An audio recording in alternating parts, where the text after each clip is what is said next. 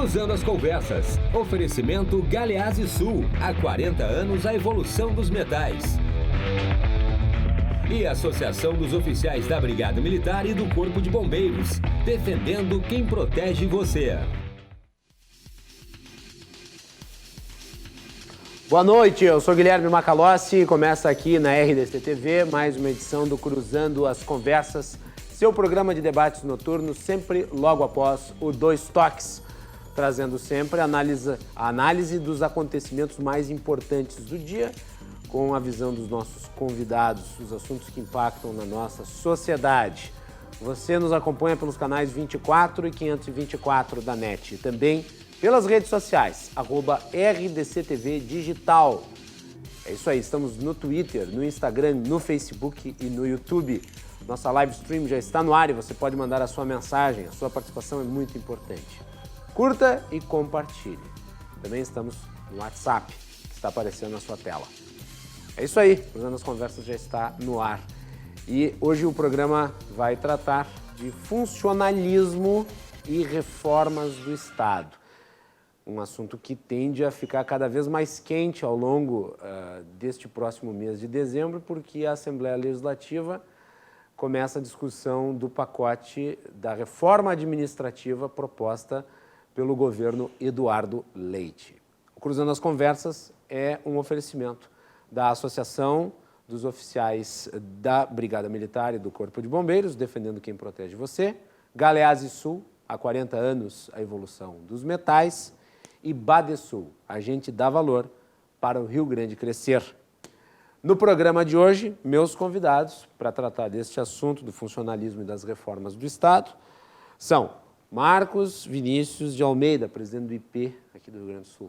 Marcos, bem-vindo, boa noite. Boa noite, Macalossi, boa noite a todos os colegas aqui de debate. Prazer novamente estar aqui no programa. Também o Felipe Leiria, que é auditor do Tribunal de Contas do Estado. Leiria, bem-vindo, boa noite.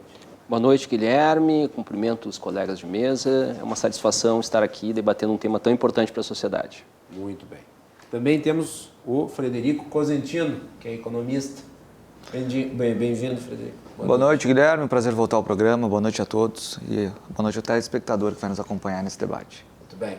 E, por fim, o vereador pelo Progressistas de Porto Alegre, Cassiá Carpes. Vereador, bem-vindo, boa noite. Boa noite, Guilherme. Boa noite, rapaziada. Estamos aqui, eu acho que o programa vai ser bom, bem comandado por ti e essa garotada aí que tem todos os dados para nós poder debater. Eu vou usar mais o ângulo do Legislativo. Perfeito. Para colaborar com o Executivo. O Cassiá já estava querendo que viesse aqui ao programa já há algum tempo. Faz tempo que nós estávamos, só me levavam para o lado de lá. O Bruno, que é filho do Cassiá, o Bruno Carpes, talentosíssimo promotor, especialista na área... Sim, mas se eu vier muito aqui, vão achar que eu estou... Né? Que nós estamos dividindo, então deixa ele ficar aí, exatamente, traz mais o filho aí, de vez em quando traz o pai. Tá bem. Perfeito, então. Fica aqui um meu abraço para o Bruno também, que eu sei, às vezes acompanha o programa. Vamos falar sobre aspecto geral aí, o funcionalismo. A avaliação de vocês em relação ao funcionalismo público em geral. Existe, de alguma maneira hoje, consolidado no país, uma agenda que possa ser considerada contra o funcionalismo público? Essa é a provocação que eu faço aqui no início do programa. Eu vou começar pela Leiria. Leiria, vamos lá. Tem ou não uma agenda contra o funcionário público no Brasil? No Brasil em geral? Eu diria que o servidor público, o funcionalismo público, ele não vem de um planeta dos servidores, né? Ele é alguém da sociedade. Então, se há algo contra, e na minha visão há, é um... Por que há? Por que há? Porque qual é a síntese dessas reformas, né? Elas visam reparar um modelo de desenvolvimento de país que já vem obsoleto. Tá? Então, elas são remendos nesse sentido. Eu não estou falando aqui, não estou entrando numa disputa política de esquerda ou direita. Vamos adotar, a partir do próprio paradigma hoje hegemônico, vivemos um momento mais pró-liberal, pró-conservador, pró-direita, isso é normal nas democracias, né? Mas quero dizer que dentro deste paradigma há alternativas muito mais viáveis e efetivas do que está contida nessas medidas nesse pacote. Portanto, do ponto de vista civilizatório, Guilherme e telespectadores, eu acho que as vozes que defendem esse pacote têm um encontro marcado com o futuro. E que encontro é esse? É olhar para trás e dizer que a única solução, a única alternativa possível era sobretaxar aqueles trabalhadores mais vulneráveis. Aqui já estou falando de pessoas idosas que passarão a contribuir para a Previdência e nunca contribuíram, que estão no período mais frágil da sua vida, que gastam 30% a 45% com medicamentos, cuidados médicos, que cumpriram as regras do seu tempo. Né? Nós vamos ter que explicar no futuro, se vencer esta ideia, né, como chegamos a essa conclusão, que era a única solução. Né? Os professores, que ganham em média de R$ 2.100, um assunto indigesto para o Parlamento Gaúcho ter que enfrentar. Né? Então, na minha visão, o que eu compreendo é que este modelo ele só se justifica para atender um interesse muito claro. E aqui, ao longo do debate, nós vamos poder expor com mais precisão, mas já adianto que é um modelo que visa atender basicamente um setor específico, uma hipertrofia do setor financeiro. E aqui a gente vai ter a oportunidade de adentrar, eu não vou ocupar tanto a pauta aqui para dar oportunidade para os demais convidados também. Muito bem. Marcos Vinícius. Bom, eu sou filho e neto de servidor público. Meu pai é professor do Estado, meu avô também era professor federal, e eu posso falar com toda tranquilidade que não há uma pauta contra o servidor público. O que há, na verdade, no país é uma pauta muito clara, muito objetiva pela redução do tamanho do Estado como um todo. Né? A necessidade de se construir um Estado voltado muito mais para os interesses da sociedade do que para si mesmo. Né? A gente percebe cada vez mais um crescimento grande de despesas públicas, despesas para cobrir quase que exclusivamente as contas da própria máquina estatal. Não é raro a gente ver hoje estados como o do Rio Grande do Sul, assim como ver municípios que nessa situação. Eu mesmo caminho muito pelo interior do estado, estive agora recentemente em uma cidade muito próxima da minha região, que é o município de Cerro Grande do Sul, uma cidade ali de 12 mil habitantes. Hoje a folha de pagamento desse município já está chegando a 55%, ou seja, 55% da arrecadação do município serve exclusivamente para o pagamento de despesas com o servidor público, ao passo que a capacidade de investimento de uma cidade que já é limitada se torna cada vez menor. Então, eu afirmo com tranquilidade, assim, a população, o cidadão, ele tem respeito, sim, pelo servidor público, ele reconhece a relevância que o servidor público tem pró-sociedade. Porém, a pauta principal hoje do nosso país, assim como de qualquer democracia em desenvolvimento, é conseguir aportar muito mais recursos diretamente em serviços para a sociedade do que para a própria máquina estatal. Frederico. Bom, boa noite a todos. Eu não acredito que haja, também na linha do Marcos, aí, que uma visão contra o servidor público. Na verdade, eu acho que ela, inclusive, ela é a favor do servidor público e a favor de um melhor serviço público. E aí eu vou ter que te fazer a pergunta, por que os servidores públicos se organizam para protestar contra essas medidas que eventualmente são anunciadas? No curto prazo, eventualmente, pode ter uma sensação de perda. A questão é a gente olhar, por exemplo, no estado do Rio Grande do Sul, nós temos mais de 40 meses de salários parcelados e tentar entender a origem desse problema. Ao longo dos últimos anos no Brasil, principalmente depois da Constituição, onde se consolidou um estado de bem-estar social, com ampliação dos serviços públicos, o Sistema Único de Saúde, a educação, a segurança pública, foram sendo criadas regras que hoje, com a crise fiscal que a maioria dos estados e a União passam, enfrentam, ela não se tornou sustentável. O estado do Rio Grande do Sul tem 82% da sua receita comprometida com a folha de pagamento, e se não bastasse isso, a folha de pagamento ela cresce naturalmente todos os anos, sem que se haja qualquer contrapartida de melhoria real do serviço público, de avaliação meritocrática, de promoções por mérito. Ela simplesmente cresce a partir de regras que foram criadas que, por tempo, o servidor ele vai progredindo por tempo, ele tem avanços os chamados avanços temporais, que é um dos principais pilares da reforma da reforma proposta pelo governador Eduardo Leite, acabar com esses avanços temporais. E principalmente ao longo dos anos 2000, onde o Brasil cresceu muito, é verdade, o Brasil cresceu, a receita do Estado cresceu, o país cresceu, e com isso a máquina pública também cresceu. Foram feitos muitos concursos, foram trazidos para dentro da máquina pública muitos servidores, e a percepção geral da sociedade não é que houve uma expressiva melhoria do serviço público.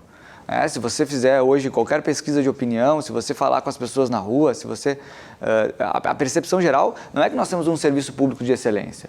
É verdade que há bons exemplos, é verdade que há boas práticas, mas ainda há muito o que melhorar.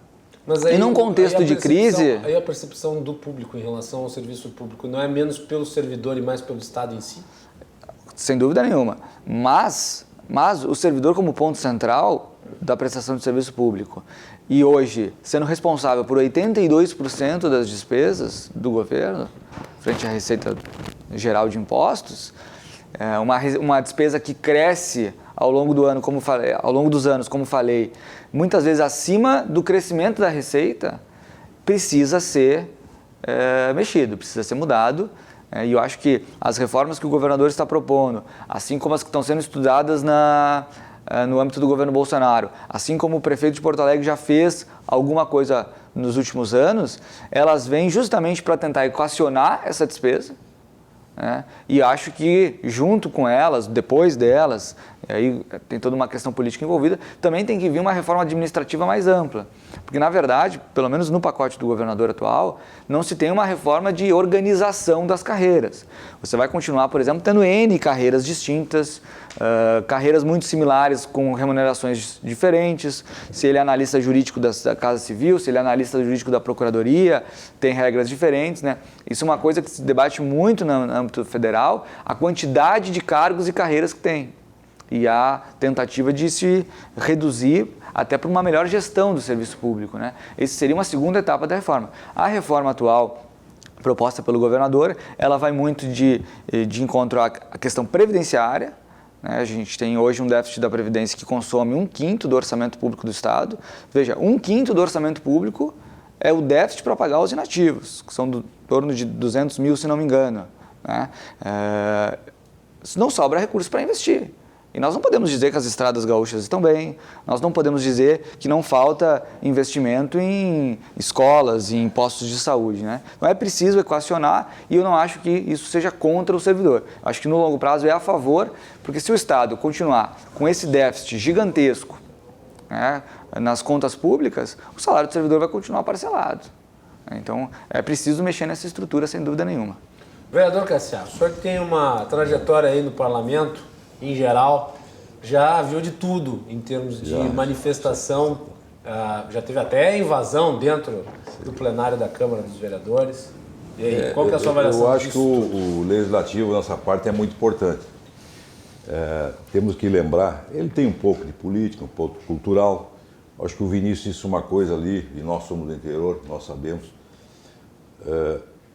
Há exageros no interior, mas vamos chegar a uma conclusão seguinte: se não tiver o funcionalismo municipal, que a maioria dos municípios que são da pecuária e da agricultura, o maior empregador é a prefeitura. E isso para a cidade não é ruim. Tem receita, tem dinheiro girando, mas não pode ser exageradamente. Então, essa é a grande questão. Quando se criou, nós temos 497 municípios, mas temos municípios daqui, a maioria dos nossos municípios, nós somos do interior. Eu me lembro que São Borja era a capital da produção do Brasil, foi rica na década de 70 com o trigo, que as cooperativas eram os maiores empregadores. Portanto, a prefeitura fazia a sua parte. Chegou um tempo, ela começou a predominar, porque aonde que vai se empregar? Na prefeitura. Tá? Então, as questões foram mudando. Se vocês pegarem, por exemplo, o tempo da ditadura, dos militares, o Banco do Brasil era a maior potência. O cara no interior era a autoridade, funcionário do Banco do Brasil. Quando é que surgiu as ABB, Associação Atlética Banco do Brasil? No regime militar. Então eles tinham tudo. Olha que era um regime militar, não era democracia. Então, Eles aproveitaram aquela oportunidade e o Banco do Brasil cresceu muito. E fez a ABB por aí, que é uma potência. Quer dizer, cada momento um momento. Cabe ao Legislativo regular isso. O Executivo manda o projeto, mas quem aperfeiçoa, corrige, tira peça e bota as outras, é o Legislativo. O Legislativo, nós aqui em Porto Alegre, por exemplo, acho que ele falou bem. O que aconteceu muito e acontece no município, por exemplo, não tem a reforma administrativa. Tem categorias num setor, por exemplo, no DEMAB, que quem sabe ganha mais que o DEMAI ou vice-versa. O mesmo cargo. Quando ele veio ganhar a mesma coisa. Até hoje não se fez a reforma administrativa em Porto Alegre. Que cada categoria, cada cargo em diferentes secretarias tem o mesmo valor. Isso desequilibrou. E se criou na política a vantagem, vai dando vantagem para algumas categorias. Por exemplo, se tu pegar aqui no estado, no município, quem é que mais cresce salarialmente? Eu não estou dizendo que é injusto, mas quem é que mais cresce é a Fazenda, porque ela tem o poder da força. Ela mesmo diz aqui em Porto Alegre, nós é que arrecadamos. Nós é que vamos aumentar a arrecadação do município. Isso ela ganha até gratificação para isso. E depois vai, no projeto para a Câmara, para a Assembleia, para aumentar o seu salário também. Não estou dizendo que é injusto, mas estou dizendo as várias nuances desse processo. Antigamente se tinha, por exemplo, licença-prêmio. Todo mundo ganhava. Mas hoje não tem mais condições de fazer. E as categorias começaram a aceitar. Por exemplo, na prefeitura, o pessoal ganhava uma gratificação para acumular na aposentadoria de cada 3 anos, 5%. Agora ficou cada 5 anos, 3%. Houve uma mudança, inverteu-se. Então são pequenas acomodações que, claro, que prejudicam, mas isso não tem mais licença-prêmio. Férias, a maioria tira dinheiro. Tira dinheiro. Ele quer o dinheiro, não quer a licença-prêmio. Então são coisas que, por tempo, eu não estou dizendo que é injusto, volto sempre, não estou aqui criticando. Eu estou trazendo para vocês dados importantes, que são assim. O sistema mudou.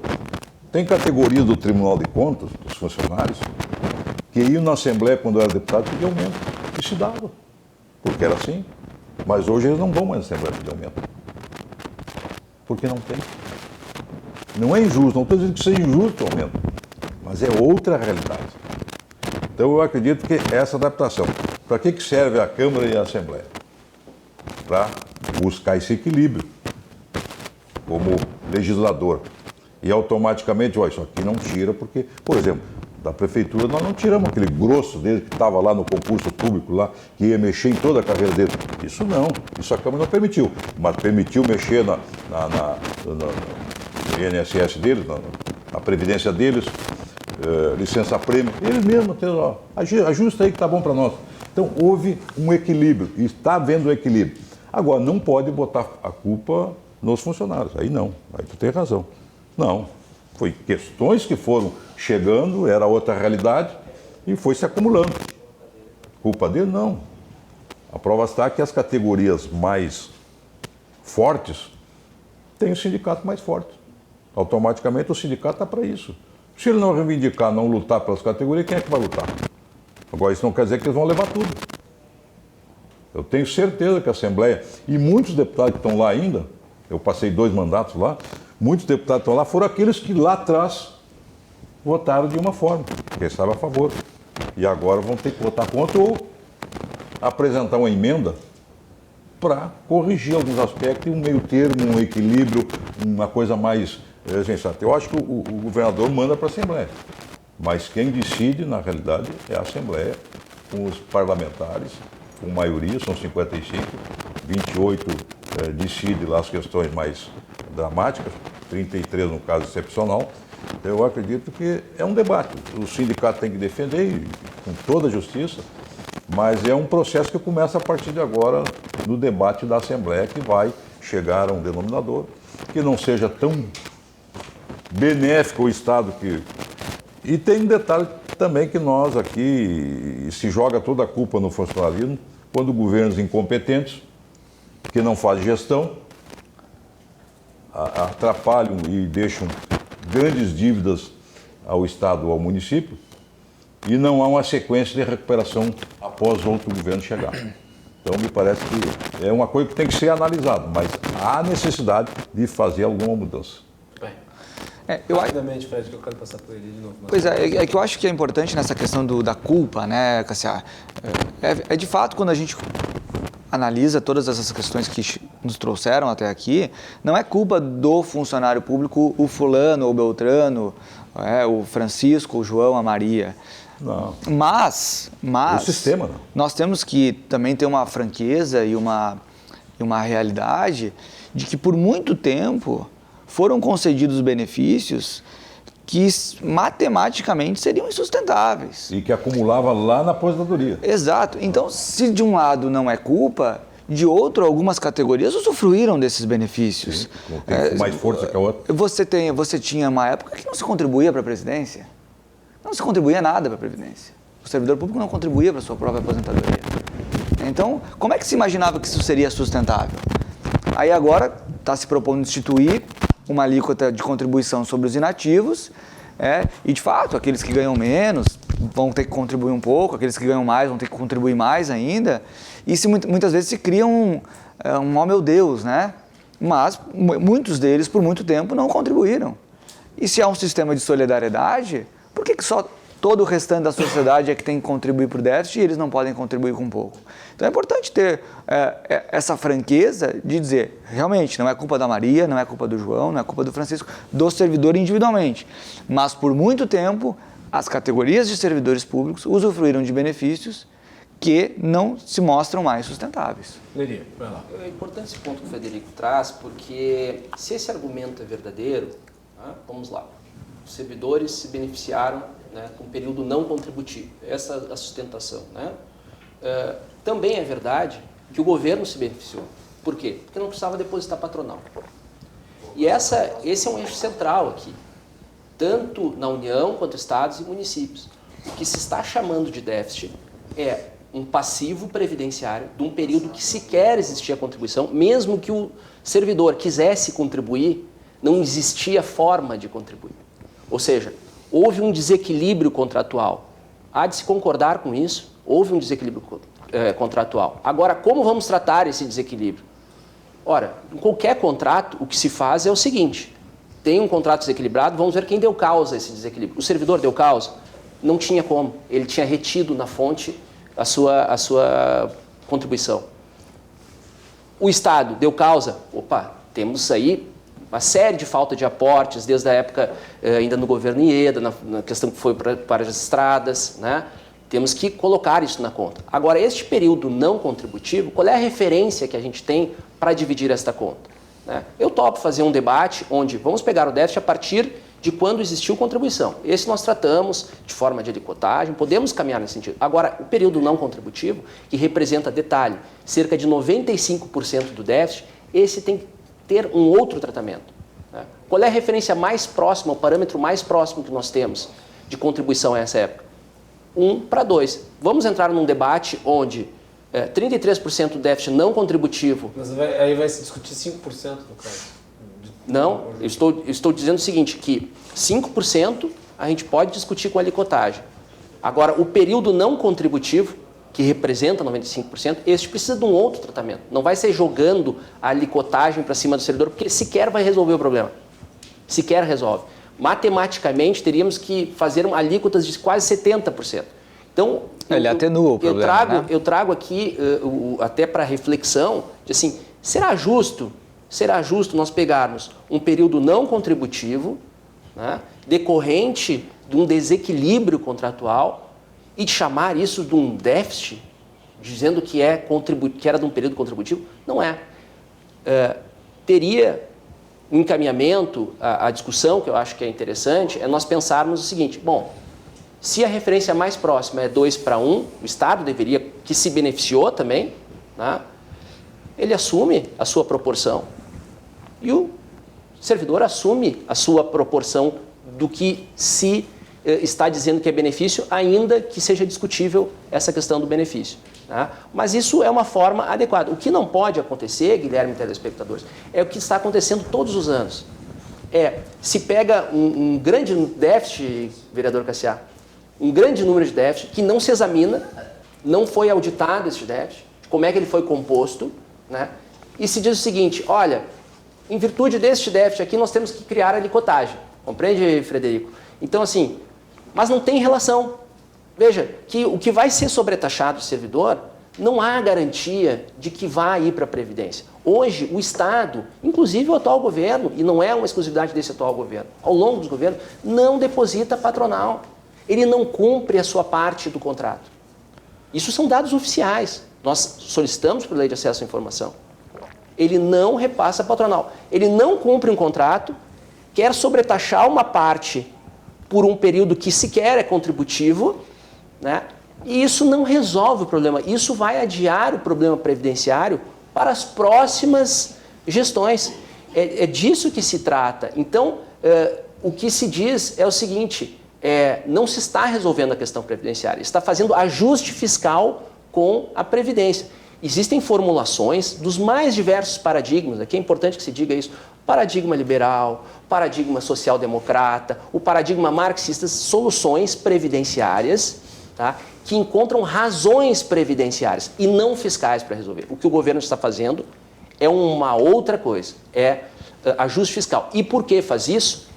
Faz isso porque nós temos um modelo, saiba, vereador Cassiá Carpes, presidente Marcos Vinícius, que nesse país, qualquer cidadão, todos que estamos aqui nessa mesa, pagamos empréstimos para banco, mesmo que não fomos lá no banco tomar. Como acontece isso? Com as operações compromissadas. Um título que o Estado brasileiro recolhe a sobra de caixa, que não conseguiu emprestar a 300% ao ano. Veja, taxa Selic é 5%, banco a 300% para pessoa física. Tudo aquilo que ele não conseguiu emprestar, ele recolhe isso e coloca na dívida pública. E nós pagamos com impostos. Então, este é o modelo. É isso que nós temos que enfrentar. Isso é o que está desbalanceado. Veja, qual é o setor produtivo que vai abrir uma planta, né, expandir a sua indústria, sendo que o Estado brasileiro garante uma taxa de 5% para mais, porque os dealers eles têm uma taxa um pouquinho maior, né, livre de risco, quando o mundo está fazendo taxas negativas. Né? Não é à toa que as empresas estrangeiras remetem recursos para cá, para as filiais, para aproveitar este ganho de tesouraria, né? E esse investimento não fica aqui. Isso é importante sabermos. Marcos Vinícius, continua. Pois então, assim, boas ideias aqui e bastante estruturados os conceitos que estão... Tem tratado diretamente demandas do funcionalismo porque tu comandas o IP Saúde, né? Isso que é importante destacar. Exatamente. Mas eu acho muito bem estruturado todos os argumentos aqui que foram colocados, né? E a tua primeira pergunta foi, né, a sociedade, né, existe algum governo que é contra o servidor público, a sociedade é contra o servidor público? Eu repito, não há sociedade, não há governos contra o servidor. Mas é justamente contra essa forma de pagar por ações pretéritas que a sociedade se indispõe ao crescimento, às vezes, salarial de alguns servidores, ampliação de algumas vantagens de carreiras. Isso foi relatado aqui, né, pelo Leria.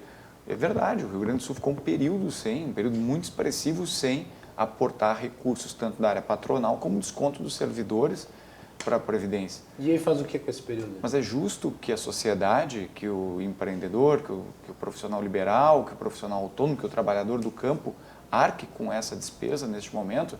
Essa é a questão. Eu digo, não há cidadão no mundo que seja contra o servidor público, ele está sendo contra uma outra pessoa diretamente. Ele é contra pagar por uma conta que não lhe pertence de um modo específico. Essa é a grande questão. E esse aspecto que o problema, todo, como a conta é do Estado, eu acho que o consenso é que a conta é do Estado, claro, o Estado não tem como o Estado não gera recursos por conta própria, ele tem que repassar essa conta para que outros paguem. Exatamente. Quer dizer, quem é que vai pagar a conta? Exatamente. Esse é o debate. A forma do Estado pagar, ele próprio pagar a conta, é fazendo esses esforços internos. É isso que a sociedade, eu acho que tem consensuado. E uma questão importante também aqui que o Frederico traz, que é a questão histórica. A gente não pode esquecer, não pode levar o debate para frente sem olhar também para as questões históricas. O Brasil, ele instituiu aqui uma visão de bem-estar social. Isso implica um aumento cada vez mais expressivo de serviços públicos entregues, de modo até universalizados, que não tem forma alguma de serem executados, senão através da mão humana. Tu não vai universalizar o acesso à educação, universalizar o acesso à saúde sem professores, sem médicos, sem funcionários públicos. Essa foi uma escolha que o país teve. Então, essa foi também uma imposição entregue aos estados e aos municípios. A sociedade hoje, ela está vivendo um momento também de reflexão sobre que estado ela quer, que política de estado nós queremos. Nós sempre tivemos políticas de governo estruturadas no país. Agora nós estamos pensando a sociedade, que é uma sociedade que amadureceu muito, que está cada vez mais bem informada, cada vez mais crítica, ela está pensando em que formato de política de Estado nós queremos. Até bem pouco tempo atrás, Macalossi, nós não tínhamos posicionamento de visão estratégica em estrutura alguma do governo. Se tu fores olhar, eu acompanho bem esse trabalho, porque é uma área que eu gosto muito. Vou te dar um exemplo assim, de uma entidade que somente no ano de 2010 entregou o seu planejamento estratégico de forma pública, que foi o Judiciário Estadual. O Ministério Público Estadual também apresentou o seu mapa estratégico de desenvolvimento no ano de 2010. Há muitos órgãos de Estado que ainda não têm desenhado o que querem, qual é a sua visão de futuro, qual é a sua missão, de que maneira vão atuar estrategicamente para que com os recursos que têm disponibilizados ou que são arrecadados, vão conseguir executar. Na verdade, havia até bem pouco tempo atrás muitas críticas, inclusive corporativistas, quanto à adoção de mecanismos já difundidos no mundo inteiro, inclusive na iniciativa privada, de gestão. Eu mesmo estive bem pouco tempo atrás dirigindo uma empresa pública no estado, que é a Corsã, e que esteve construindo o seu mapa estratégico, né, o seu PDCA, somente no ano de 2012, que foi revisado agora no ano de 2016. Não há como nós termos uma estrutura estatal desse tamanho, com uma movimentação de quase 3 bilhões de reais, sem uma visão estratégica bem definida, bem alinhada.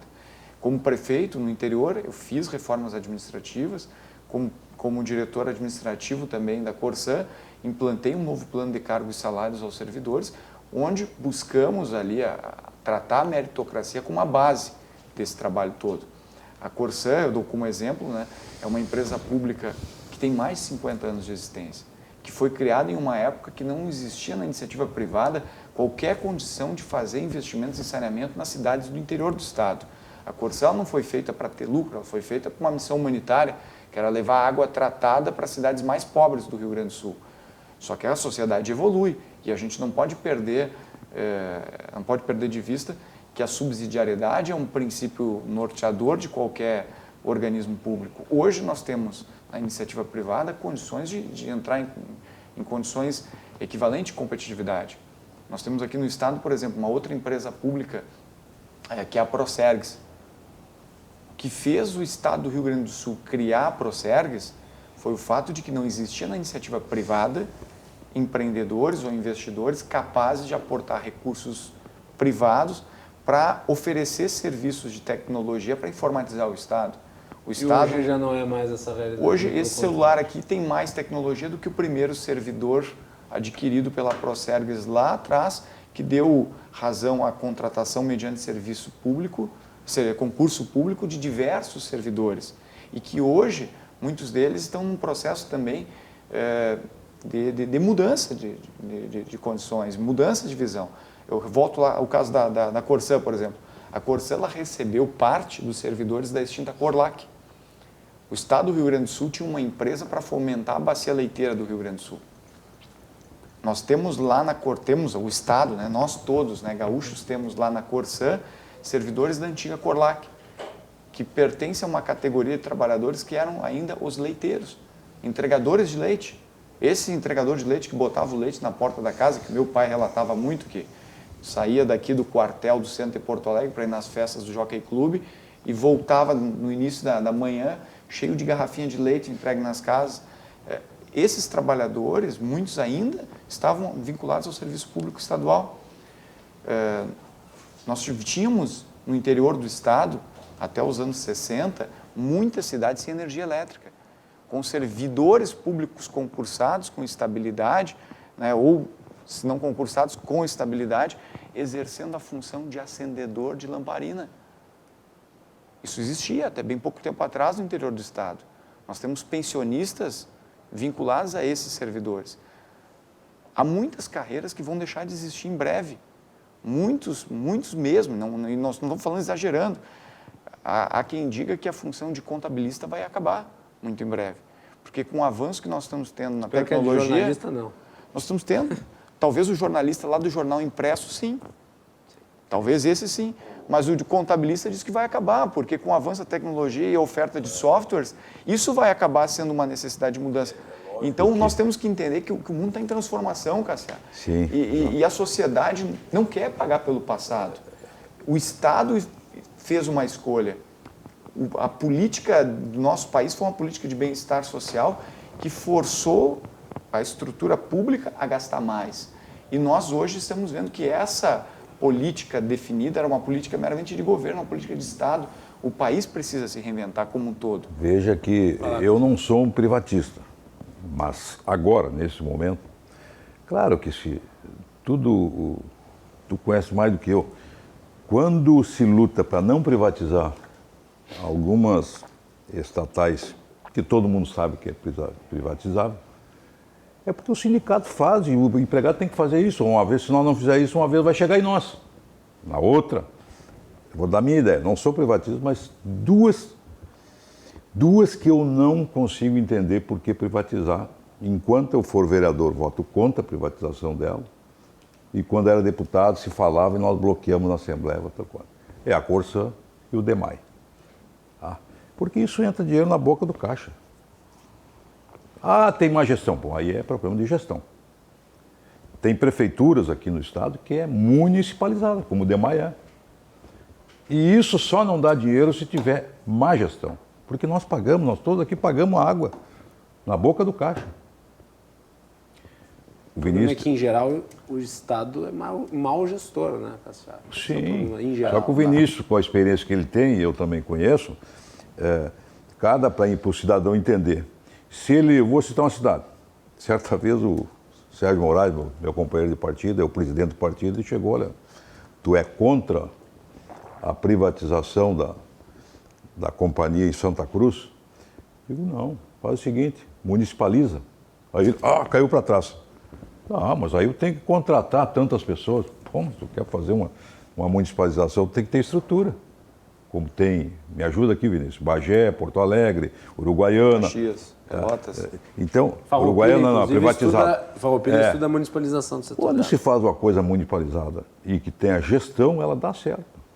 Então a gente tem que ter cuidado. Então eu deixo bem claro, eu não sou a favor de... Agora, tu falou Corag, a nossa gráfica do Estado, qual era o objetivo dela? O governo Colares extinguiu uma empresa pública que funcionava ali em Santo Então, Antônio da Patrulha, que era a Gasa, né, que era responsável pela geração a gente não pode assim ser, né, etanol. A gente não pode ser assim, fechado. Não privatiza nada. Não, o mundo mudou, as coisas mudaram. Tá? Então eu acho que tem coisas que dá para privatizar, tá? E outras não. Então eu citei duas aqui que eu estou muito direcionado à capital. Só fazer uma provocação com relação a essa questão do saneamento. Né? Rapidinho. Deixa eu só concluir esse detalhe aqui. Da maior democracia liberal do mundo, né, que é os Estados Unidos, eles não privatizam água. Os sistemas de saneamento dos Estados Unidos são todos públicos. Sim. Por duas razões. Soberania e segurança pública. O que o Vinícius, para ajudar aqui, para o cidadão entender lá. Quando ele cobra em Santa Cruz, que eu me referi, ou Santa Maria, aquela cidadezinha pequenininha ali no lado, este valor dessa cidade maior vai para lá, porque lá a casa a instalação da água às vezes 100 metros, 500 metros, e isso que é que paga. É a própria Corsã, arrecada, sobra dinheiro da média da grande cidade, e ele tem que compensar lá na pequenininha. Subsídio cruzado. Entende? Então, é uma forma, você não tem água para ninguém. Agora, cidades que têm potencial, eles acabam municipalizando, e se tiver boa gestão, dá lucro, e que não é para dar lucro, é até para devolver para a sociedade. A boa gestão é para devolver para a sociedade, com melhorias, onde não tem água, bota água. Então, tu vai ramificando aquilo. Então, eu acho que é um processo que tem que ter esse senso de visão e de compartilhamento e de bom senso. Nem tudo pode ser meu. Os governos, seja municipal ou estadual, sentiram que, olha, o porquê que eu vou carregar aquela empresa aqui, que não temos como manter, mas a iniciativa privada faz melhor para o cidadão. Agora, não pode fazer como fizeram no Estado lá atrás, algumas privatizações, que entregaram, como a energia elétrica, entregaram o filé para o empresário e ficaram com a carne de pescoço. Aí não. Hoje já está mais adiantada essa fiscalização. Então, eu acredito que dá para ter um meio termo e um bom senso de fazer boas privatizações e devolver para a sociedade, de outra forma. Antigamente era muito assodadamente, era ideológica. Nós chegamos uma vez, no tempo da CE aqui no Estado, né? Fecha a CE, entregaram a carne de pescoço, ficaram com a carne de pescoço, que hoje não consegue sair dela, e entregaram o filé para os empresários que hoje estão muito bem. Vai lá, Lelê, depois eu passo para o Fred. Eu tenho que fazer uma ponderação, vereador Cassiá, porque eu venho, antes de entrar no setor público, eu venho de uma multinacional. E quero dizer o seguinte para o telespectador, porque senão fica um debate que parece que o setor público é um lugar danoso e o setor privado é virtuoso. É verdade, por isso que Então, eu fiz essa diferença. Essas ponderações são importantes. E quero dizer o seguinte... Só tem um detalhe. Quando o setor privado vai mal, o problema é do dono. O problema da sociedade, olha Vale, olha Brumadinho, Mariana... Mas ali tem muito papel do Estado na fiscalização, o fato da Companhia Vale do Rio Doce ser uma empresa quase monopolista, muito ligada ao Estado ainda, com uma participação do Estado na sua composição acionária. A fiscalização ela é reativa, ela não tem o poder de evitar que o início das grandes distorções iniciam. Né? Então, eu só trago isso para dizer o seguinte, para a gente superar esse debate que existe um setor danoso e outro virtuoso. É mais nesse sentido. Okay. Agora, o que o setor público tem, e acho que isso é uma vantagem, é o controle social. Né? É o controle social. É a transparência. Se isso coloca desvantagem do ponto de vista de celeridade, talvez, e existem mecanismos para dar conta disso, se ganha muito em controle social.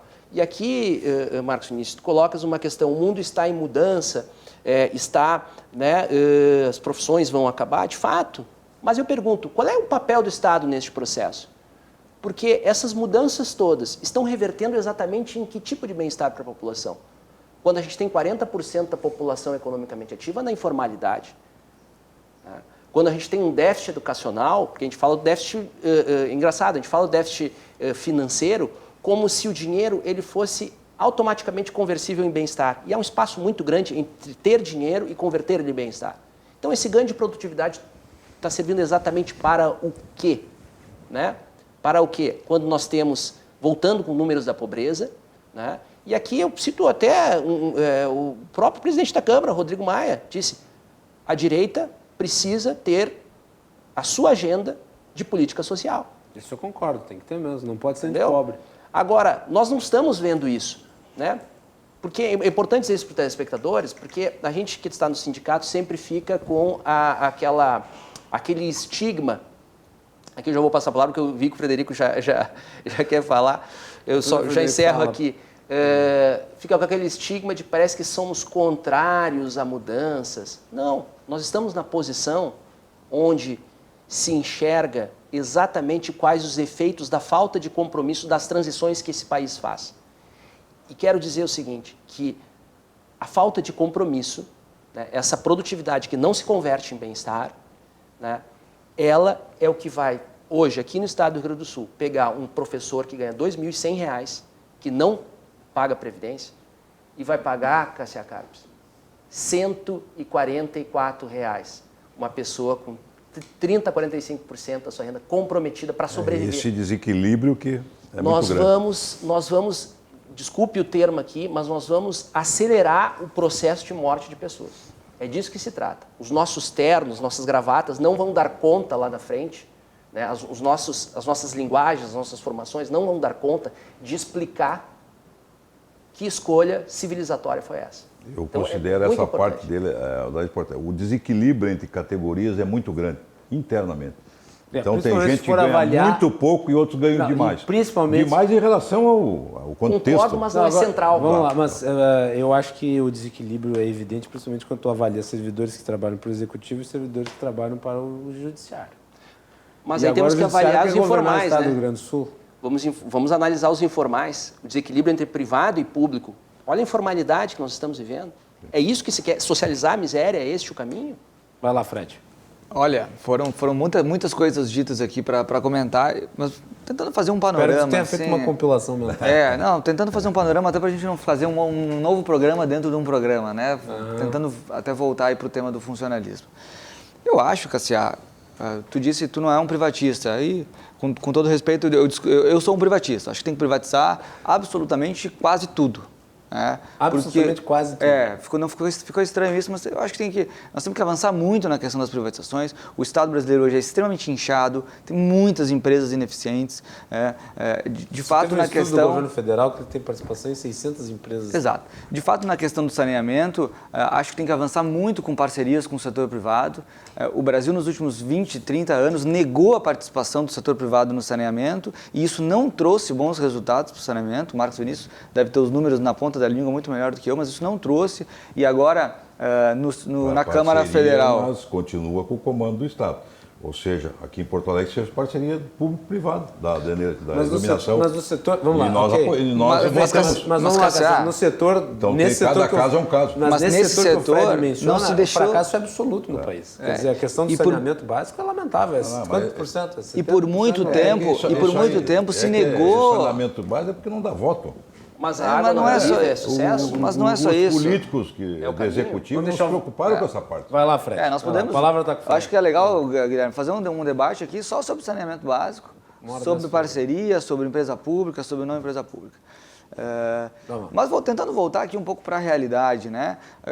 Quando você olha o estado do Rio Grande do Sul nos últimos 10 anos, desde 2000, deixa eu pegar o dado aqui, desde 2006, tá? Você teve 2 anos onde o Estado gastou menos do que arrecadou. Então, o cidadão que está nos assistindo, as famílias que estão nos assistindo, ao longo de 10, 15 anos, se você tiver 13, 14, gastando mais do que você ganha, o que acontece com as famílias? Não é tão diferente com o Estado, principalmente com os estados da federação e não com a União, que consegue se endividar e rolar a sua dívida. A projeção para esse ano é um déficit de 5, para o ano que vem, mais um déficit de 5. O Estado, se fosse uma empresa, teria falido. É para isso que existe o regime de recuperação fiscal. Para tentar, e aí podemos debater o regime, se é a melhor saída. Isso é um outro programa também, né, Frederico? Se não é, mais um programa. Mas que tem uma regra muito básica. A União deixa de cobrar a dívida se o Estado apresentar um plano para que daqui 6 anos, 3 mais 3, o Estado consiga gastar menos do que arrecada. Que é o básico, é um princípio básico da contabilidade. É um princípio muito básico. E, sendo 82% da despesa, uma despesa de pessoal, como é que você vai ignorar? E simplesmente não vai mexer nessa despesa. Você tem que mexer nessa despesa. No Rio Grande do Sul, o Cassia falava ali de Porto Alegre, dos avanços, né? No Rio Grande do Sul você tem 3% a cada 3 anos para os civis, 5% a cada 3 anos para os militares e para o magistério 5% a cada 3 anos. Isso faz com que a folha, que se diz o crescimento vegetativo da folha, cresça muitas vezes acima da capacidade de pagamento do Estado, principalmente um Estado que amargura déficits há muitos anos. Então você tem que mexer nessa parte. Você tem que mexer em outras coisas. Vai acumulando lá na aposentadoria depois. Exato. Muitas vezes sem contribuição. Você tem que mexer em outras coisas, você tem que mexer nos benefícios fiscais, tem que mexer nos benefícios fiscais. Tem que encarar o tema dos benefícios fiscais. Inclusive, o regime de recuperação fiscal impõe uma redução dos benefícios fiscais em 10% ao ano. Você tem que mexer, e não é só nisso. Você tem que ter um amplo leque de reformas administrativas que envolveram privatizações e que, no meu entendimento, deveriam envolver mais privatizações. Não faz sentido nenhum o Estado do Rio Grande do Sul ser sócio de 3 bancos. 2 de desenvolvimento e um que é um banco comercial. Você tem que... a CE já foi, a Sulgás e a CRM. E quando você defende a privatização, quando eu defendo a privatização, eu não defendo a privatização pura e simplesmente porque tem que privatizar, porque o Estado não tem que ser dono de empresas, apenas sobre o argumento ideológico. Eu defendo a privatização porque, ao analisar os dados, analisar os fatos, analisar o histórico brasileiro, as privatizações trouxeram melhorias nos serviços. A Sulgás não tem capacidade de investimento para ampliar a sua rede. Se pegar 10, a CE não tem capacidade de investimento para manter a concessão. 20 anos atrás, as privatizações davam certo por quê? Eu queria depois, porque não Guilherme, tinha o controle. Trazer uns dados em relação à dívida que vamos fazer um intervalo. Não, mas aí nós temos que fazer um programa só sobre dívida, porque sempre que se discute reforma, os sindicatos, a esquerda em geral, mas e a dívida? Esse é o espantalho para não se fazer reforma. Tem que mexer primeiro na dívida. E não é assim, não é verdade. A gente sabe que não é tão simples. Deixamos para o segundo não é bloco. esquerda, é mais o Estado mesmo. Deixamos para o próximo bloco, mas vamos tentar nos focar na questão do funcionalismo, porque eu sei que se nós entrarmos na questão de dívida, nós simplesmente não vamos mais sair dele. Então, pode até fazer uns apontamentos, eu permito até que o Fred faça os contrapontos e tal, permito, mas eu vou pedir que vocês façam isso. Tem que ter foco. Tem que ter foco. E depois vamos voltar para a questão central. Voltamos depois do intervalo com o Cruzando as Conversas aqui na RDC TV.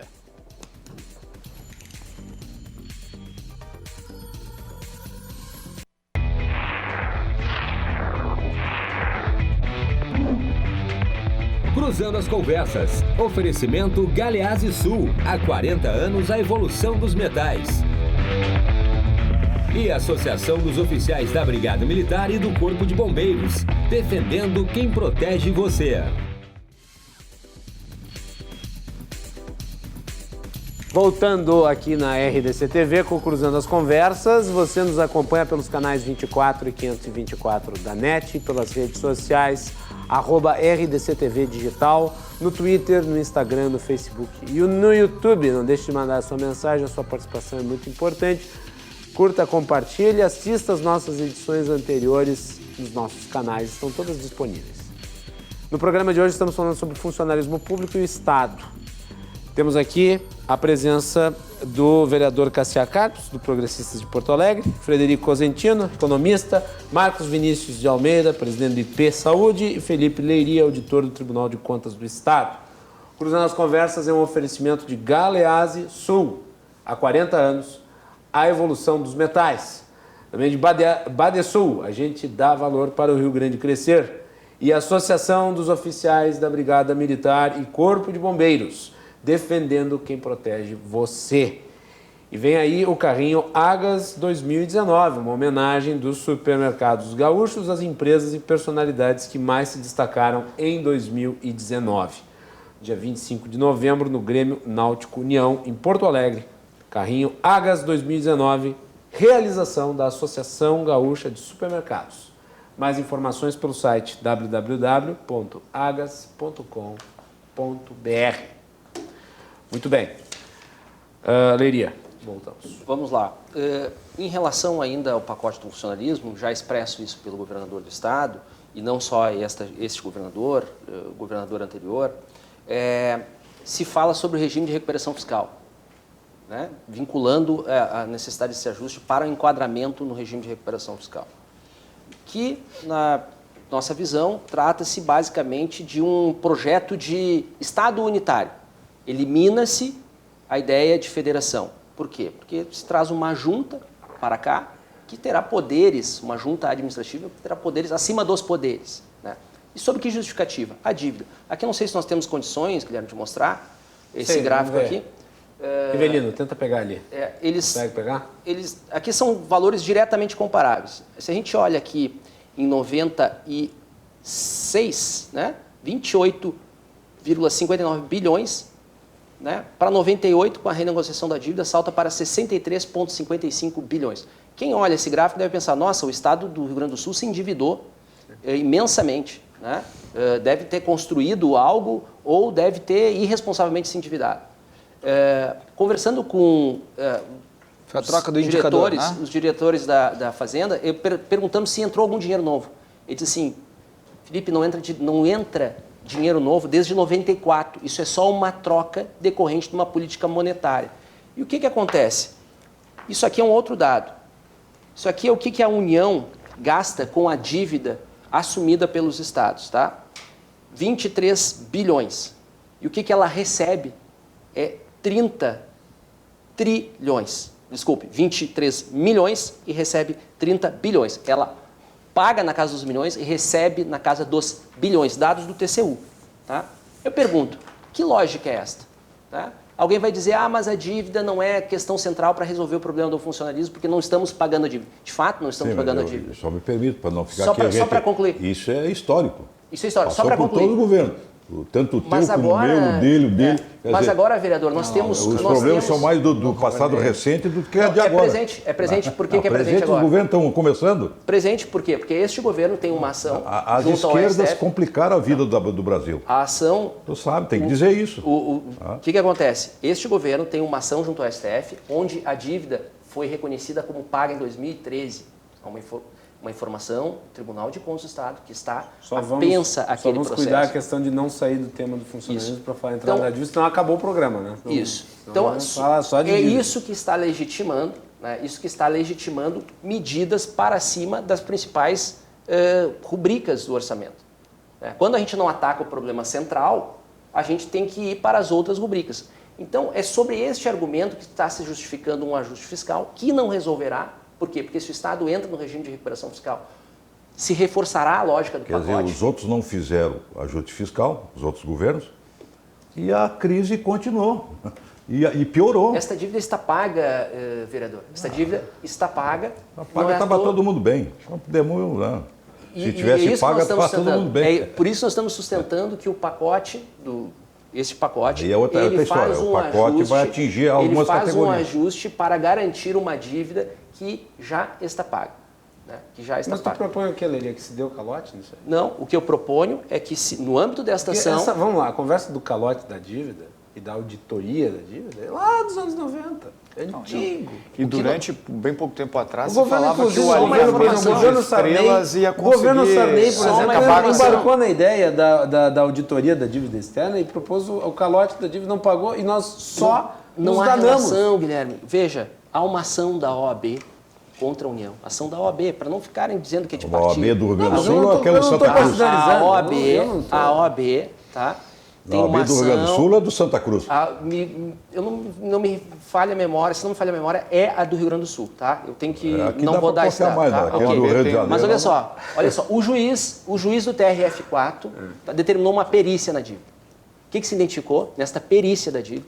Que 50% da dívida do Estado do Rio Grande do Sul, 50% do Estado do Rio Grande do Sul, é anatocismo. Juros sobre juros, algo que é vedado entre os entes federativos, porque seria a tributação de um ente sobre isso. Nós vamos fugir deste debate, justificando ele fazer o ajuste em cima, essencialmente, que o pacote traz isso, aqui o Consentino já colocou, 60% da nossa folha é de inativos, né? E quem estão esses ativos? Brigadianos de baixa remuneração, professores de baixa remuneração, policiais civis de baixa remuneração. Nós vamos justificar esta medida, né? Vamos comprometer a vida dessas pessoas para não enfrentar um tema da dívida. Vai lá, Fred.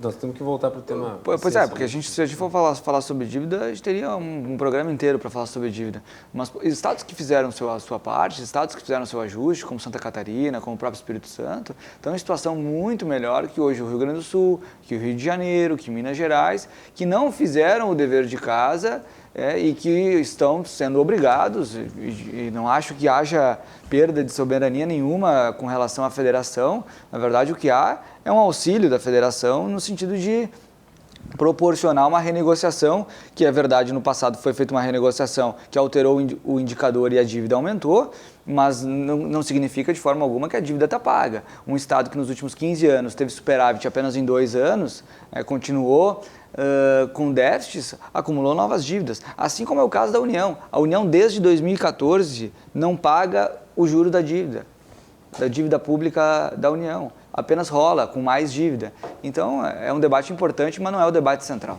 Muito bem. Vamos voltar para a questão do funcionalismo? Acho que só complementar assim, essa questão vendo que não é vamos. importante, mas é importante. Porque está relacionado com o funcionalismo. Eu sei que tá, mas é que parece para o público Se o assunto é de ajuste fiscal, isso é Mas a importante. gente Claro, vamos lá, reconhecer vamos lá. de fato que a dívida é Vocês são abusiva. livres para falar o que É, a dívida é abusiva, os valores que são aplicados aos estados são abusivos, evidente, isso ninguém discute. Contudo, nós temos que fazer um registro. Por que os governos federal não resolveram essa situação?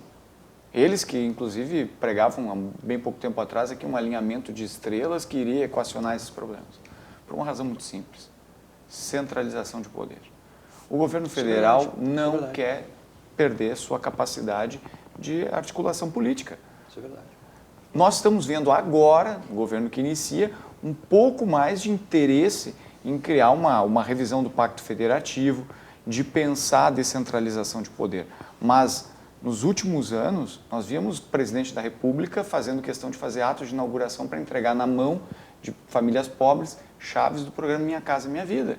Enquanto em outros países e nações desenvolvidas, nós víamos o presidente na porta do palácio, na porta da sede do governo ou dentro de um porta-aviões falando de macroeconomia. Nós víamos há bem pouco tempo atrás presidentes fazendo questão de fazer roteiros pelo interior do Brasil, inaugurar posto de saúde e dizer que queria adoecer para ser tratado ali. Porque aqui no país... Aliás, o Lula, teve uma vez, ele estava na frente da UPA, e daí disse, tão boa essa UPA aqui que dá vontade de ficar doente. É isso aí. Aí ele passou mal no mesmo dia. É isso aí. Foi para o hospital privado. Mas porque nós temos mercado para o populismo no Sim, Brasil. é verdade, isso aconteceu. Nós temos mercado para o populismo no Brasil. E o governo federal precisa de recurso para sustentar essa visão populista que o país historicamente tem trabalhado. A revisão do Pacto Federativo, ela antecede tudo isso. Eu reconheço e concordo com o Leriá, a dívida é abusiva, mas nós não vimos de verdade governos que pregavam, né, mais solidariedade fazer a sua parte. Nós estamos vendo agora. A questão da dívida, eu até gostaria, se fosse possível, participar de um programa sobre esse assunto, porque é um tema que me interessa muito e para mim é muito caro. Vamos passar rapidinho, depois a gente volta ao passo para Previdência. Eu quero dizer o seguinte, eu fui... Falta 1 minuto para o fim do bloco, então esse minuto é tempo que você não falou. Eu fui executivo, secretário de obra da capital e mais no parlamento, tenho uma experiência dos dois. A coisa não é só técnica, não é só botar o número ali, tá? Até porque o governo não tem que ter lucro, ele tem que devolver para a sociedade em obras, em saneamento, saúde, educação. Então, na realidade, ele não tem que ter lucro, ele tem que ser bem administrado. Tá? Não adianta ter lucro e não fazer nada. Tem governos que resolvem toda a questão fiscal e não devolvem para a sociedade. Então tem que ter, eu sou o meio termo deles aqui. Ó. Eu não sou cegamente político e não estou também cegamente técnico, sob pena de dizer que... eu lhe convidei, inclusive. Exatamente. Então eu tenho que trazer o lado do político. Ele tem que olhar o lado técnico e o lado político. O que é bom? Eu já cansei de ver secretário que quer ser secretário e não conhece a Restinga. Eu concordo contigo. Então, o Estado é o Estado. O Estado não é uma empresa. Exatamente. Então eu entendo esse aspecto. Tem coisa muito errada, tem que ir vários governos. Agora, não é ele só tendo acerta o ajuste fiscal, está com dinheiro em caixa, mas aí escolhe a prioridade errada. Ele vai administrar erradamente também. E falta de gestão. Muito bem. Tu querias falar rapidamente, Fred? Quer chamar um intervalo? Nós temos 2 minutos ainda. De fato, o Estado ele não foi constituído para dar lucro e isso, inclusive, justifica, por exemplo, a não necessidade de empresas atuando em setores comerciais. Mas o Estado também não pode dar constantemente déficits, porque déficits atuais são em mais impostos no futuro e dívida. Mas aí, para a gente trazer um pouquinho de volta para o assunto, já para o próximo bloco, colocar alguns números da Previdência Estadual aqui que a gente possa debater, e justamente boa parte do déficit é oriundo da má gestão. Não má gestão, né? Da má construção da Previdência Estadual. O governo estadual arrecada 6 bilhões por ano em contribuições previdenciárias, gasta 18 bilhões. Então, são 12 bilhões por ano para fazer frente ao déficit. Comparando com os outros estados, o estado do Rio Grande do Sul, de forma per capita, é o estado com maior déficit da Previdência. Cada gaúcho paga R$ 1.090, na média, por ano, só para cobrir o déficit. Então, é peremptório que se faça alguma coisa, né? Não é ser contra o servidor, mas é olhar para o futuro e ver que as receitas têm que As despesas têm que caber nas receitas, senão os 40 meses de salário atrasado pode nos tornar uma Grécia que teve que cortar metade do salário do servidor, aposentadorias, etc. Muito bem. Vamos fazer intervalo e voltamos para o último bloco do Cruzando as Conversas aqui na RDC TV. Estamos debatendo sobre os funcionários públicos, o funcionalismo e o Estado.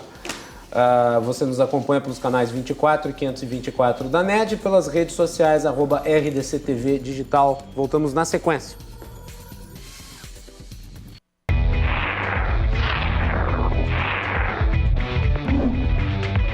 Cruzando as Conversas. Oferecimento Galeazzi Sul. Há 40 anos, a evolução dos metais. E a Associação dos Oficiais da Brigada Militar e do Corpo de Bombeiros. Defendendo quem protege você. Último bloco do Cruzando as Conversas. E vocês nos acompanham pelos canais 24 e 524 na NET, pelas redes sociais, @RDCTV Digital. Cruzando as Conversas é um oferecimento de Galeazzi Sul. Há 40 anos, a evolução dos metais. Badesul, a gente dá valor para o Rio Grande crescer. E a Associação dos Oficiais da Brigada Militar e do Corpo de Bombeiros, defendendo quem protege você. Último bloco e nós prosseguimos aqui com a nossa análise sobre a situação. Cassiá, vamos lá. Bom, acho que essa análise é boa. O nosso diálogo aqui, buscando alternativa, acho que nós temos que buscar alternativa. O sindicato faz a parte de vocês, tem que fazer. Se você não defender as categorias, por que vocês são sindicato? Então a gente tem que entender. Somos sociedade também, né? Exatamente. Sim, mas é mais a categoria. Nós temos que ser sinceros. Parte da sociedade. É a parte da sociedade. As categorias têm os seus problemas. Eu acredito aqui na minha que ela está muito ideologizada, muito de esquerda. E o problema não é de esquerda, é de direita e de esquerda. É dos governos que administraram mal esse país, o Estado e o município. Até porque são constituídos, né, em todos. E essa é uma grande questão que tem que ser analisada, né? Eu acho que a Assembleia tem uma responsabilidade enorme, como nós temos no município, cada um com a sua prerrogativa. Muitos deputados, te garanto aqui, que lá votaram de uma forma, agora vão votar de outra, porque é outro momento, mas vão buscar a conciliação, vão buscar o bom senso, vão buscar governos nenhum. Isso eu disse para um governo certa vez aqui, tu tem que ganhar o que é possível. E eu não tenho dúvida que o governo eleito vai ganhar na Assembleia o que é possível.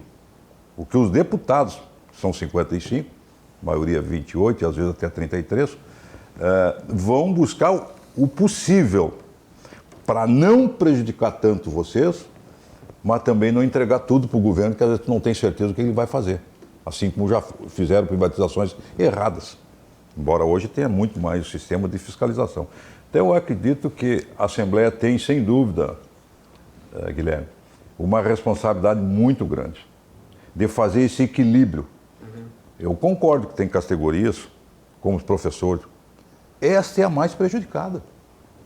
Agora, tem outras que têm uma ponta ganhando muito pouco e outra ponta ganhando muito em relação à outra ponta. Eu sou sempre a favor da preservação das duas categorias públicas que costumeiramente são as que ganham menos e as que são mais importantes na vida. As tradicionais são os professores e policiais. É verdade. Tem outras dos outros poderes que estão sendo beneficiadas pela disfuncionalidade. Para concluir assim, embora às vezes tentam chocar os dois lados. Ou seja, né, o brigadiano seja o carrasco e o professor. Não tem nada que ver. Tem que ter mais cadeias para botar os criminosos lá e dar muito mais dinheiro para a educação. Eu não sou daquele, mas tem que tirar daqui para dar para a educação. Não, os dois lados, falou, tem que fortalecer a segurança, né? Se ele foi condenado tem que ser preso, não andar na rua. E o professor tem que valorizar, sim. Esse é o nosso trunfo. Tem que ter mais educação. Só que nós não estamos tendo educação e não estamos tendo presídio. Mas olha só. Então, eu acho que dá para melhorar a segurança e dá para melhorar muito a educação, que tem gente aí merecendo, e é o nosso legado, né? Mas olha só, a educação e a segurança, elas representam quase 90% dos vínculos do Estado. Então, quando você fala na maior despesa E a pública. carreira é grande, né? Exato, são muitos trabalhadores. Então, quando você Professores, fala, mais de 100 mil, né? quando você fala em mudanças no funcionalismo, você não pode não falar nas duas maiores Eu carreiras. entendo, Fred, mas aí nós temos E a de questão fato, social, por exemplo. não, sem Como é dúvida, que tu sem vai ter dúvida, vou menos chegar lá. policiais? Não, Não tem sem- como, sem tem dúvida. 12 milhões de habitantes, Sem precisa de dúvida, mais policiais. vou chegar lá. Agora, a gente também tem que fazer uma análise da questão dos poderes, dos Sim. poderes constituídos no Rio Grande do Sul. O Poder Executivo, que é o proponente desse pacote, ele está mexendo nas despesas com o pessoal do Poder Executivo. Professores, policiais, talvez, e aí, um pacote que foi feito por... que tem mais direto com a sociedade. Exato. Um pacote Que é o que foi professor feito e o- no Poder Executivo por 10 meses e que nós lá na Assembleia estamos analisando há 10 dias. Então a gente tem que ter muita cautela ao olhar os detalhes e principalmente ao olhar o que não foi incluído. Procurar ali naquelas carreiras que costumam ser as mais abastadas do Poder Executivo, como a Fazenda, como a Procuradoria e etc., para ver se há de fato uma equidade na reforma. Mas Me permitam, você Iato, não tem como que não se dá mexer muito- nas principais. Se dá muito para essas categorias que tem 50, 100 funcionários. Exato. E se dá muito pouco para quem atende mais a Exato. população e tem milhares de Exato, funcionários. Cássia, essa é a regra geral. Falando especificamente do pacote, o que nós estamos analisando na Assembleia Legislativa é o quanto a reforma ela é justa, ela é equânime entre todas as categorias. E ainda é um pouco precoce dizer, como eu dizia, um pacote que levou 10 meses para ser construído lá e que nós estamos há 10 dias analisando. Agora, nós também temos que olhar que o governador e a Assembleia Legislativa não têm gerência sobre as carreiras do Ministério Público, sobre as carreiras do Poder Judiciário e há, de fato, uma disputa, uma tensão entre os poderes do Rio Grande do Sul, porque quando a Assembleia Legislativa aprova um orçamento enviado pelo governo do Estado, congelando o aumento das despesas, pelo simples fato de que não há mais receitas para fazer frente a esse aumento de despesas, o Ministério Público vai lá, questiona no Judiciário, o Judiciário, em causa própria, julga, Recebendo em dia. recebendo em dia, E sem parcelamento. com um fundo de R$1 bilhão do Judiciário que está lá parado, dizem que está empenhado para reformas, fico me questionando qual prioridade para o Estado do Rio Grande do Sul são essas reformas, sempre em nome de uma independência de poderes, sempre em nome da tal da independência de poderes. Até que ponto vai essa independência? Essa independência, ela é independência para o Judiciário se sobrepor, para o Ministério Público se sobrepor às despesas que precisam ser feitas pela sociedade no serviço público? Não que não sejam importantes, acho que talvez o primeiro papel do Estado, na visão liberal, na minha visão, é a segurança pública e a justiça. Mas até que ponto vai essa independência quando um poder sofre, e é o poder que mais sofre os efeitos da crise, e outros poderes não? É questionamentos que nós temos que fazer também. Leiria.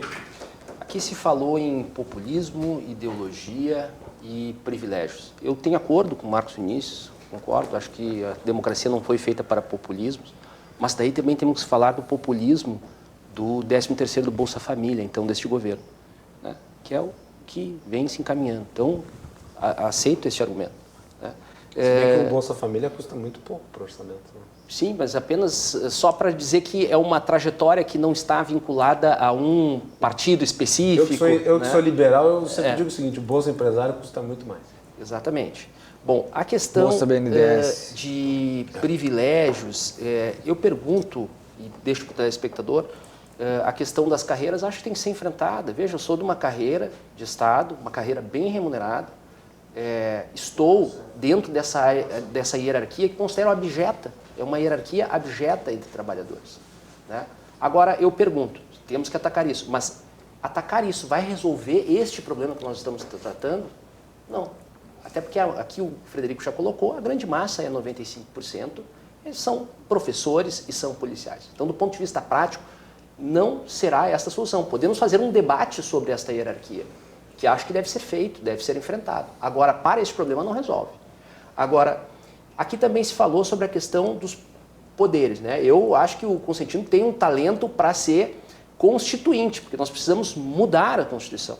É uma cláusula pétrea, não tem problema nenhum. Se a sociedade chega à conclusão de que está havendo uma sobreposição, nós temos que examinar aonde está autorizada isso que está se entendendo como sobreposição. Tá? são cláusulas pétreas da Constituição. Então, discutimos a Constituição. Né? Acho que os liberais têm até iniciativa disso. Me ocorre agora do Instituto Liberal, tinha um projeto até de Constituição que davam para as pessoas um livrinho. Acho isso legítimo do ponto de vista de disputa republicana. Agora, não vamos começar a maltratar a Constituição, que é essa que nós temos para trabalhar, não é outra, né? Em nome de um projeto legítimo, mas que tem que ser disputado no local correto. Né? Aqui se falou do déficit previdenciário, né? A questão do custo unitário pela população. Bom, vamos falar também do déficit educacional que foi possível mitigar na década de 70. Né? Porque nós não podemos pedir para esses professores devolverem o aprendizado que deram para a sociedade. Essa é uma dívida impagável que a sociedade tem com esses servidores. Tá?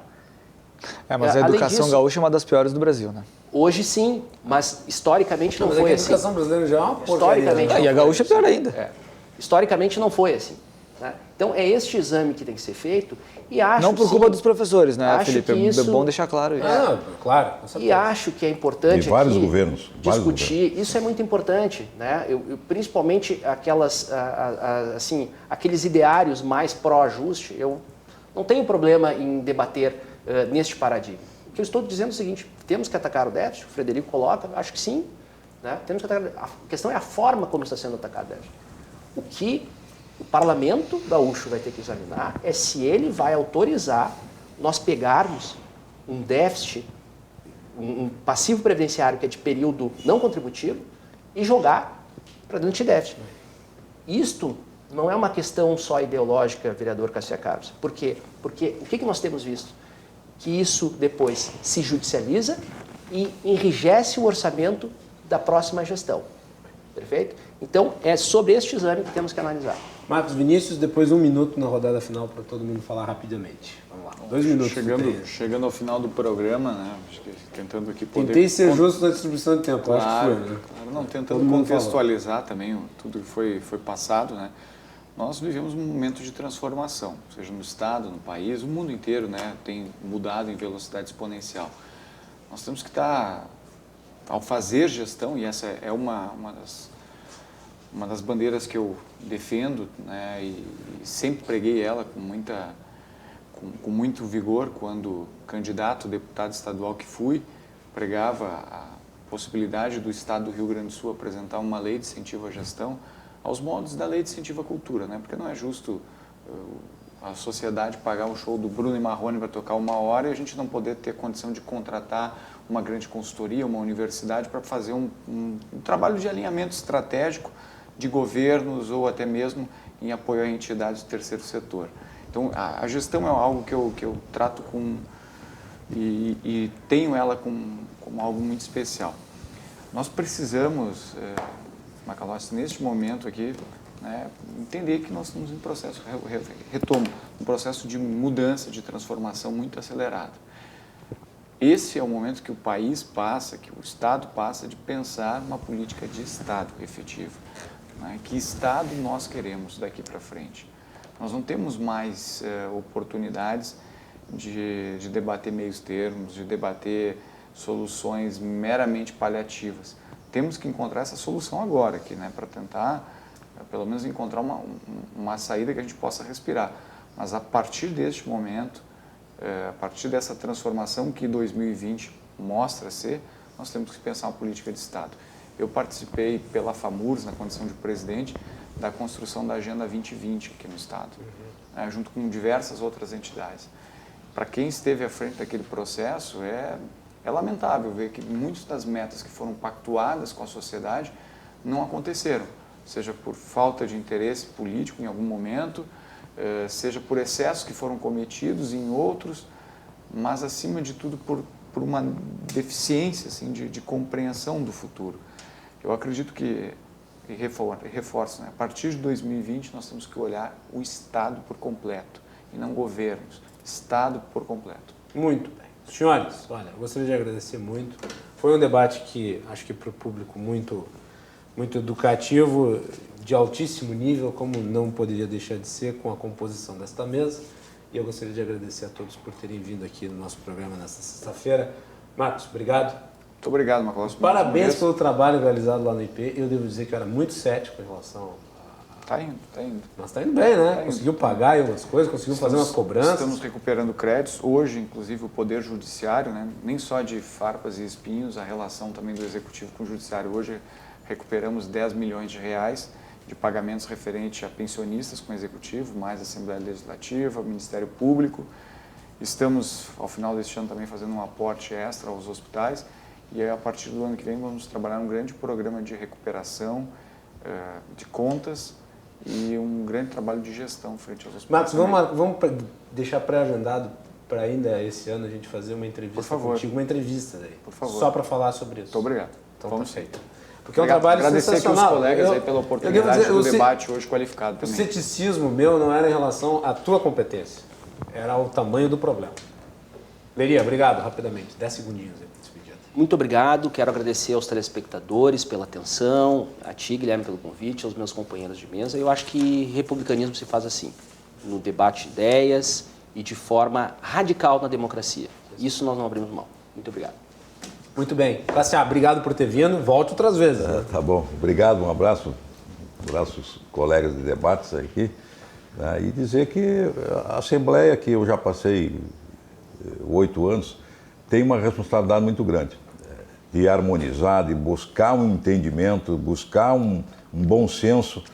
Eu acho que tem coisas que dá para fazer.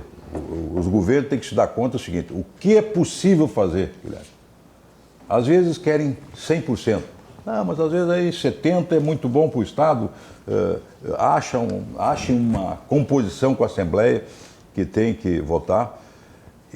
Porque aí tu fortalece também o Parlamento, dando condições de ele, numa próxima oportunidade, ele, se tiver que voltar atrás, volta atrás. Porque o momento econômico não é bom. Então tu tem que avançar, mas que não prejudique categorias que são fundamentais para o nosso Estado. E que tu faça um serviço condizente com a realidade e de boa qualidade, o que não se vê hoje nas cidades e no Estado, por parte do Estado e do município. Obrigado, Cassiá. Fred, obrigado por ter vindo também. Guilherme, sempre um prazer. Quero dizer que, da minha parte, como coordenador da bancada do Novo lá na Assembleia, a gente está analisando profundamente o pacote.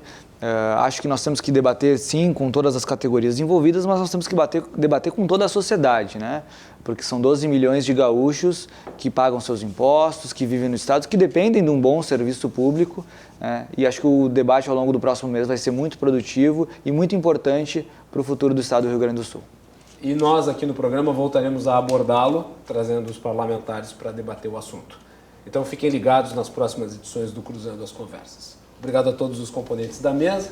Um excelente final de semana a todos. Voltamos na próxima semana. Boa noite. Boa noite.